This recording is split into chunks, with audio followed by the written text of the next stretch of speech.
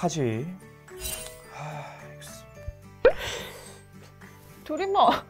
드림아, 뭐해? 나 아주 대단히 굉장히 심각한 고민을 하고 있었어. 무슨 일인데? 무슨 일 있어?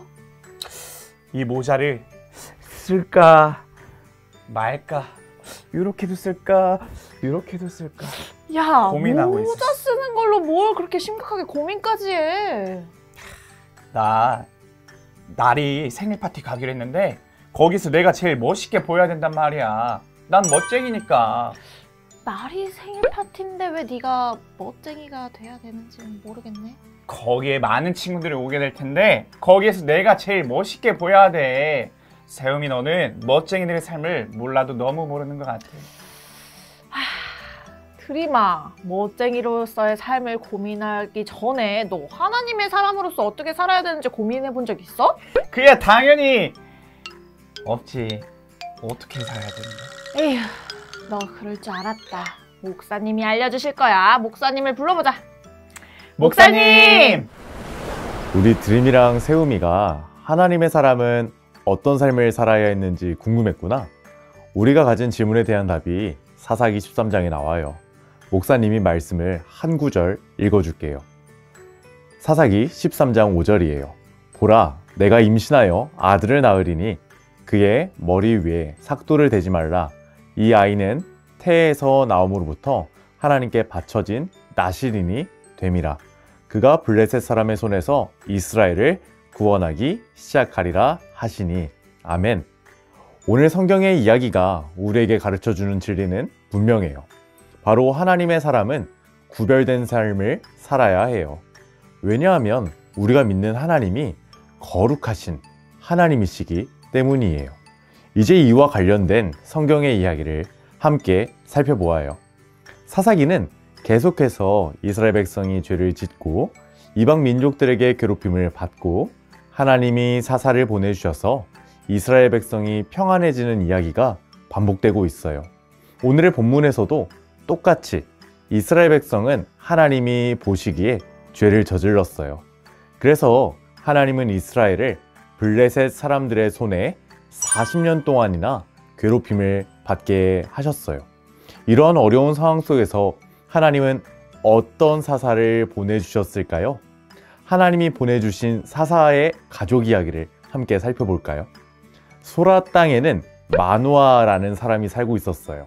이 마노아는 이스라엘의 단지파 사람이었어요. 안타깝게도 마노아의 아내는 아이를 낳지 못했어요. 그래서 마음을 아파하고 있었어요. 그러던 어느 날 여호와의 천사가 마노아의 아내에게 나타나 말했어요. 너는 지금까지 아이를 낳지 못했다. 그러나 이제 임신하여 아들을 낳게 될 것이다. 아이를 갖지 못하던 마노아의 가족에게 아이를 가질 수 있다는 소식은 정말 기쁜 소식이었을 거예요. 그런데 아이를 낳아 키울 때 마노아의 아들이 꼭 지켜야 하는 규칙이 있었어요. 천사는 계속해서 3가지 규칙에 대해서 설명해 주었어요. 너는 포도주나 독주를 마시지 마라. 부정한 것은 아무것도 먹지 마라. 너는 임신하여 아들을 낳게 될 것이다. 아들을 낳으면 그의 머리를 깎지 마라. 마노아의 아들은 포도주나 독주를 멀리해야 했고 모든 부정한 것을 먹지도 말고 멀리해야 했어요. 그리고 머리도 깎아서는 안 된다고 했어요. 왜 그랬을까요? 계속해서 천사는 그 이유에 대해서 설명해 주었어요. 그는 태어나면서부터 하나님께 바쳐질 나실인이 될 것이다. 그는 블레셋 사람의 손에서 이스라엘을 구원하는 일을 시작할 것이다. 아, 바로 마노아의 아들은 나실인으로 바쳐질 사람이었기 때문이에요. 나실인은 하나님께 구별된 사람을 말해요. 바로 하나님이 정하신 규칙, 말씀대로만 살기로 정하여 자신의 삶을 하나님께 드린 사람이에요. 아까 천사가 말해준 규칙이 바로 나실인이 지켜야 하는 규칙이었어요. 이 규칙을 지킬 때마다 나는 하나님의 말씀을 따르는 사람답게 거룩해야 해 라는 사실을 기억해야 했어요. 왜냐하면 우리 하나님이 거룩하시기에 하나님의 말씀을 따르는 나시린도 거룩한 삶을 살아가야 했어요. 이와 같은 이야기를 천사에게 들은 마노아의 아내는 얼마나 신기했을까요? 그래서 마노아의 아내는 이와 같은 놀라운 일을 자신의 남편에게 말해 주었어요. 바로 하나님이 보내신 천사가 나타나서 자신에게 아들을 주기로 약속했다는 말과 그 아기는 나시린으로 살아야 한다는 이야기였어요. 아기가 나시린으로 살아야 하는 것은 정말 중요했어요.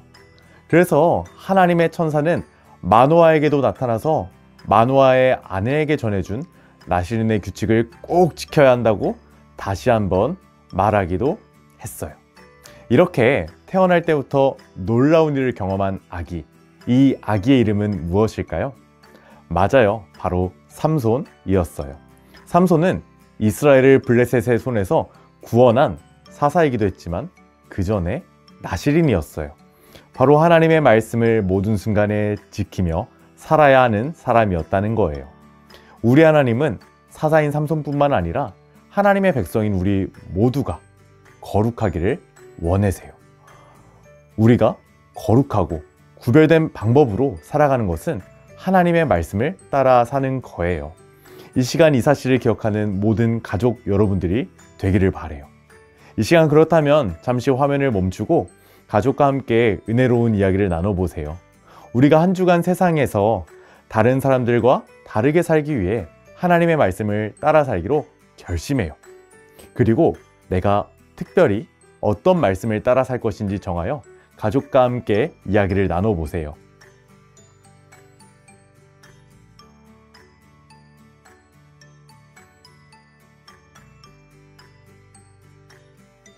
모두 이야기를 잘 나누었나요? 우리는 세상과 달라요. 그렇기 때문에 우리는 하나님의 말씀을 따라 살아가야 해요. 이 사실을 한 주간 꼭 기억해요. 이 시간 목사님이 기도로 오늘 가정 예배를 마무리할게요. 사랑하는 하나님, 나시린이었던 삼손처럼 우리 사랑하는 모든 어린아이들, 가족 모든 구성원들이 하나님의 말씀을 따라 세상과 다르게 살게 도와주세요. 예수님의 이름으로 기도하였습니다. 아멘. 한 주간 세상과 다르게 멋지게 살아가는 우리 드림이 세움이 가족 여러분들이 되세요. 안녕. 이제 알았어. 하나님의 사람은 세상과 구별된 삶을 살아야 해.